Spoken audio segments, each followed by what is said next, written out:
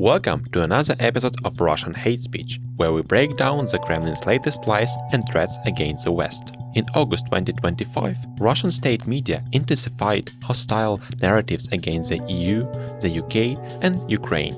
These broadcasts depict Europe as aggressive but weak, the United States as manipulative and Russia as defending its interests. On August 15th, in 60 Minutes, Vitaly Tretyakov, dean of the Higher School of Television at Moscow State University, claimed: The European Union is now a battered state, a battered entity, because all of its ideology is ideology handed them by Zelensky, with his mighty intellect, and all the rest. With this statement, Tretyakov tries to portray the EU as a puppet of Ukraine, delegitimizing its institutions and justifying Russia's aggressive stance towards the West. 2 days later, on August 17, in Sunday Evening with Vladimir Solovyov, the host spread the narrative that Europe supposedly needs war, while Russia does not intend to stop fighting. So it claims to seek peace on its own terms. But we face a difficult period ahead. The war will not stop. Europe needs war. We are for peace on our terms, as our Supreme Commander says every time. The root causes of the crisis must be eliminated and our legitimate interests accounted for. Everything is clearly formulated, and we have not retreated from our borders or beliefs for a single minute. And to win, we must win. We must win, and for this, the army must have everything. The economy must develop. And we must already think about the future, because even if this armed conflict slows down at some point, Europe will not calm down. Europe needs war. Europe is pregnant with a great war. Here, the Kremlin portrays Europe as aggressive and Russia as forced to prepare and assert its advantage, emphasizing urgency. Later, in 60 Minutes, Konstantin Simonov, head of the Energy Security Fund, claimed that European countries allegedly reject Russian peace proposals to buy time for the larger war.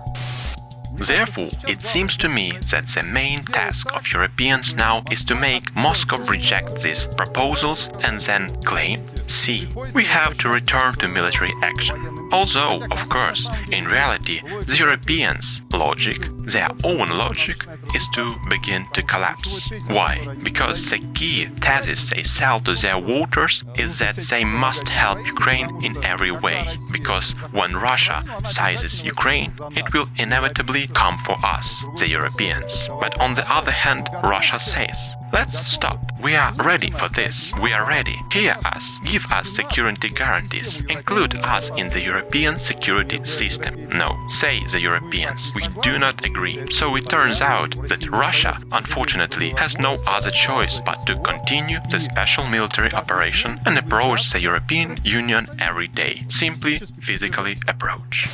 Simonov tries to continue that Russia is forced to continue the war despite seeking peace, shifting blame to the West and justifying further escalation. The same expert called the UK and EU the most destructive forces in derailing negotiations with Russia. This process of finding a peace formula in Ukraine, and not only in Ukraine in general, in Europe, and perhaps even more broadly, is very fragile and very complex. And now, it seems to me, this is a responsible phase. Much depends on the position of the Europeans, the United Kingdom and the European Union. Obviously, these are currently the most destructive forces trying to sabotage the process. This narrative depicts Western countries as obstructive, justifying Russian military actions as a forced response. On August 21, 2025, on TV show 60 Minutes on Russia 1, journalist Sergei Strokhan spread doubts about the legitimacy of Western security guarantees for Ukraine.